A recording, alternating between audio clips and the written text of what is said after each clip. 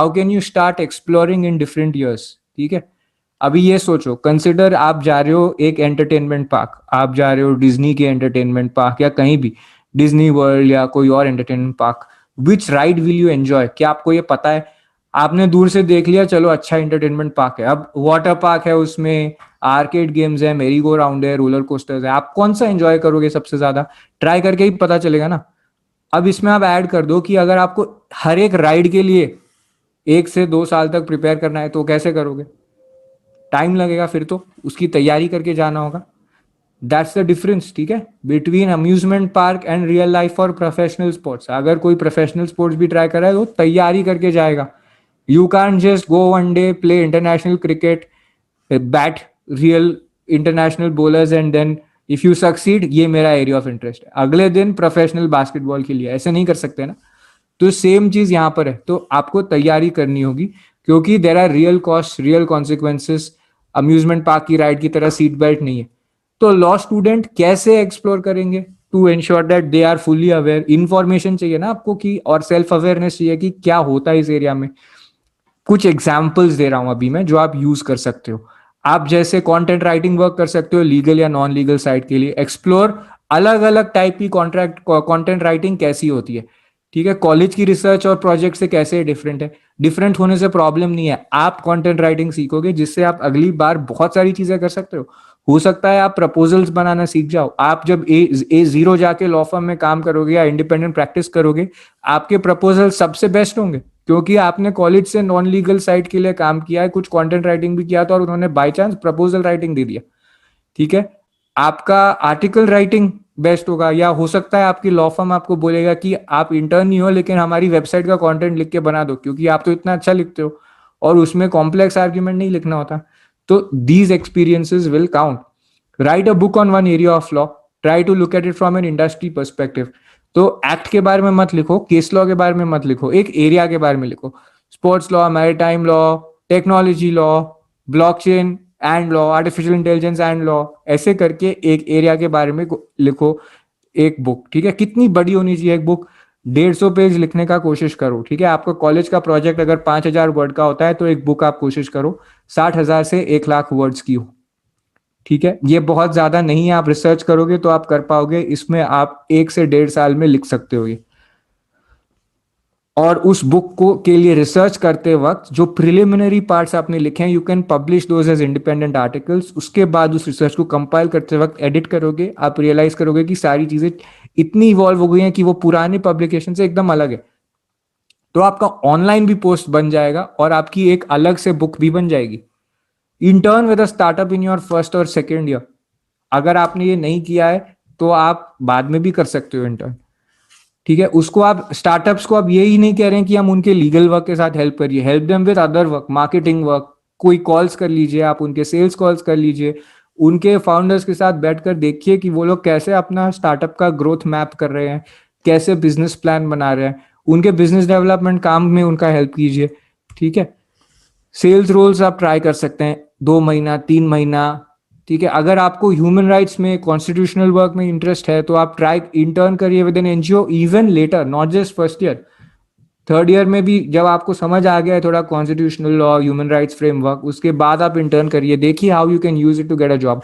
So money is not everything, right, but if you can get a job which enables you to meet your cost, then these are good jobs, right? So you try that out, but try it out later when you can actually fully like decide for yourself कि ये मुझे कितना, मुझे long term pursue करना है कि नहीं। Some of the real projects you can try, file at least one consumer case or RTI और public interest litigation, और dismiss हो गया तो आगे लेकर जाइए, follow through with appeals। Consumer case में अपील कर सकते हैं आप स्टेट फोरम में, नेशनल कमीशन को, आरटीआई में अपील कर सकते हैं। तो try those things, learn a coding language, तो learn one computer language so that you understand how to do this. Try building a website for a lawyer, ठीक है। इन सब से ना आपको प्रैक्टिस ऑफ लॉ का बहुत पता चलेगा। मैं अभी कॉन्क्रीट आंसर्स नहीं दे रहा हूं कि आपको लॉ फर्म में काम करना चाहिए या कॉर्पोरेट लॉ एक्सप्लोर करना चाहिए या नहीं, क्यों? क्योंकि सब एरियाज में इनफ अपॉर्चुनिटी है, ठीक है। तो इसलिए इंपॉर्टेंट ये है कि आप रियल वर्क एक्सप्लोर करें पूरे कॉलेज के समय। तो learn a coding language, help someone get bail और draft their bail applications, do it for free, no problem. Help a company, help an entrepreneur draft a contract, help somebody draft a will, help someone register a trademark or incorporate a company or LLP. CS नहीं किया है कोई problem नहीं है, आप कोशिश तो करिए, जहां पर CS का साइन चाहिए वहां ले लेना, but you get to watch the whole process. ये बहुत इंपॉर्टेंट है, और जब आप रियल वर्क करोगे ना तो आपको ओनरशिप लेना समझ आएगा। ठीक है, हमारा पहला जो बिजनेस वेंचर था वो मैंने खुद फाइलिंग्स करके इनकॉर्पोरेट किया था, और उसमें बहुत सारी लर्निंग हुई थी जो हमने कोर्स में फिर इंक्लूड की थी। तो खुद से जो लर्निंग होती है वो बहुत इंपॉर्टेंट होती है। Help any family you know, maybe your own family, settle a dispute or professionalize a family business into a corporate structure. Family businesses बहुत सारे होते हैं, वो ओरल अग्रीमेंट्स के जरिए चल रहे होते हैं। आप कोशिश करिए उनको हेल्प करके पूरा कंपनी बना के उनका प्रोफेशनल स्ट्रक्चर, CEO डायरेक्टर ऐसे डाल के देखिए कैसे होता है। You will understand so much about business, वो हमेशा लॉ फर्म में आपको काम आएगी ये अंडरस्टैंडिंग। आप एक स्टार्टअप नेटवर्क ज्वाइन कर सकते हैं। स्टार्टअप नेटवर्क्स में क्या होता है नॉर्मली, जैसे स्टार्टअप सैटरडे हुआ, ऐसे बहुत सारे होते हैं, टाई हुआ, और भी बहुत सारे हैं, बहुत स्मॉल स्मॉल लोकल नेटवर्क्स भी होते हैं।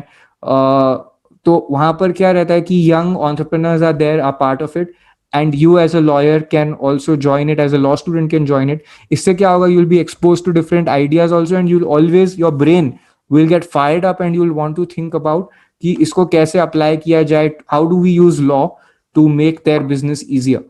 ओके, और ये हमारा एक एडवांटेज था कि बाकी सारे नेशनल लॉ स्कूल्स जो थे वो सिटी से कम 15-20 किलोमीटर दूर होते थे, बट NUJ सॉल्ट लेक में ही था, और वहाँ पर बहुत सारा it's like the main city only now. So वहाँ पर startup Saturday was like right there 3 kilometres away. तो हमारे लिए इजी होता था ये करना, और इससे बहुत हेल्प हुआ हमको समझने में कि एंटरप्रेन्योर्स की क्या क्या प्रॉब्लम्स होती हैं। ठीक है, we helped a friend who visited this startup network, so that was the first startup we helped in solving their legal problems. Always remember, एक मिनट, इसमें क्या है कि आपको अब जब ये सब कर रहे हो ना, जैसे कॉलेज एक्टिविटीज कर रहे थे, बिग चांस है कि आप खो जाओगे, डूब जाओगे सब चीजों में, पता नहीं चलेगा अब मेरी लर्निंग क्या हो रही है। तो आप प्रायोरिटाइज जरूर करना कि इस जर्नी में मेरे सबसे इंपॉर्टेंट क्वेश्चंस क्या हैं। नंबर 1, कि is it more important to graduate with a job, या is it more important to find out my true area of interest. आप बताइए। दोनों हो जाए तो बहुत ही अच्छी बात है, बट अगर कॉम्प्रोमाइज हो तो कौन से पे कॉम्प्रोमाइज होगा। अभी मैं आपको कुछ सीक्रेट्स बताऊंगा अबाउट योर इंटरेस्ट। एक सीक्रेट ऑलरेडी बता दिया था कि अगर कोई चीज आपने बार बार कर ली है तो आप बोर हो जाओगे, तो इसलिए आपको उसको नए तरीके से देखकर नए तरीके से करना होगा, वरना आप बोर हो जाओगे। ठीक है, जिसके लिए इंटरेस्ट प्रायोरिटी है, आप जॉबलेस ग्रेजुएट करोगे तो सोचना क्या होगा। ठीक है, जॉब ही नहीं है तो आपको इंटरेस्ट के बारे में सोचने का मौका ही नहीं मिलेगा, इतना प्रेशर रहेगा सब जगह से। अगर जॉब मिल गई फिर भी दिन में 1-2 घंटा निकाल लोगे अपने इंटरेस्ट के बारे में सोचना, और आपका काम ये है कि पहले जॉब मिले फिर उस एरिया में इंटरेस्ट डेवलप करना। फिर किसी और एरिया में इंटरेस्ट आता है तो उस एरिया में या तो जॉब करो या जॉब को बनाओ अपने लिए। ठीक है, exploring true area of interest a lot of times, don't let it distract you from getting job वर्दी। ठीक है, आप ग्रेजुएट करोगे विदाउट अ जॉब और आप बोलोगे अपने पेरेंट्स को I am exploring my true area of interest, what will they say? You tell everybody I am exploring my true area of interest. आप जानते हो ऐसे लोगों को, बहुत लोग जॉबलेस बैठे रहते हैं after graduating and they saying I am exploring, right? या एक था, you can figure out your interest while working. आपके हॉबीज हो सकते हैं, आप रोज रीडिंग कर सकते हो नई एरियाज के बारे में, उससे आप अपना इंटरेस्ट और फिगर आउट कर सकते हो। बट आप ट्रू एरिया पे अटक गए और आपको जॉब नहीं मिला तो आप वैसे भी नहीं फिगर कर पाओगे कि क्या मेरा एरिया ऑफ इंटरेस्ट है। आसपास से आपको सिर्फ एक ही चीज सुनाई देगी, भाई तुम ग्रेजुएट हो गए, आपके पास जॉब नहीं है, पहले जॉब करो फिर फिगर आउट करना इंटरेस्ट क्या है। और एरिया ऑफ इंटरेस्ट तो चेंज होता है, वैसे भी रहता है। ठीक है, तो इसके बारे में मैं सिंपल आपको एक सीक्रेट फॉर्मूला बता देता हूँ। इंटरेस्ट पता है कैसे डेवलप होता है? आपको कोई चीज आपकी फैंसी को कैच करनी चाहिए। ठीक है, आपको जस्ट रैंडमली अट्रैक्ट हो गए, कुछ कुछ फैंसीफुल लगा, ठीक है, कुछ प्रीमियम लगा, कुछ एक्साइटिंग लगा, कुछ कूल लगा, तो आपको हो गया अच्छा I am interested in knowing more about this. बहुत सारे लॉ स्टूडेंट्स फैंसी पे रुक जाते हैं। ठीक है, बहुत सारे लॉ स्टूडेंट्स रिलेटेबिलिटी पे रुक जाते हैं। मुझे ये चीज रिलेटेबल लगी, criminal law, family law relatable लगा, बाकी कुछ रिलेटेबल नहीं लगा, तो मेरा एरिया ऑफ इंटरेस्ट है ही नहीं उसमें। अरे कोशिश भी नहीं की रिलेटेबिलिटी बनाने की, तो कैसे पता चलेगा? फिर तीसरा स्टेप होता है प्रोग्रेस। जो चीज आपको अट्रैक्टिव लगी, फिर उससे आपने कनेक्ट करने की कोशिश की, फिर आपने उसमें प्रोग्रेस किया, और प्रोग्रेस करने के बाद आपको बाहर से किसी और ने बोला कि हाँ you've done well at this. अगर आप मूटिंग को भी देख लो, कोई भी एरिया को देख लो, ये आपका नॉर्मली इन 4 चीजों का लिटरली मिक्स होना चाहिए, वरना आपको इंटरेस्ट नहीं मिलेगा जिस चीज को आप कर रहे हो उसमें। ठीक है, तो it has nothing to do with, but एक ही चीज का ध्यान रखना, ये तो आपने फिगर आउट कर लिया, इंटरेस्ट में ये 4 चीजें होनी चाहिए, बट इसका कोई लेना देना नहीं है आपके करियर अपॉर्चुनिटी से। तो आपकी ये एडिशनल रेस्पॉन्सिबिलिटी है कि करियर अपॉर्चुनिटी वाली चीज में कौन सी में इंटरेस्ट है मेरा। करियर अपॉर्चुनिटी नहीं हुई तो मैं अपने एरिया ऑफ इंटरेस्ट का क्या करूंगा, राइट? करियर भी तो बनाना है, और अगर नहीं है तो आपको क्रिएट करनी होगी करियर अपॉर्चुनिटी। बट ये चीज याद रखना कि किसी भी एरिया में आप इंटरेस्ट जनरेट कर सकते हो।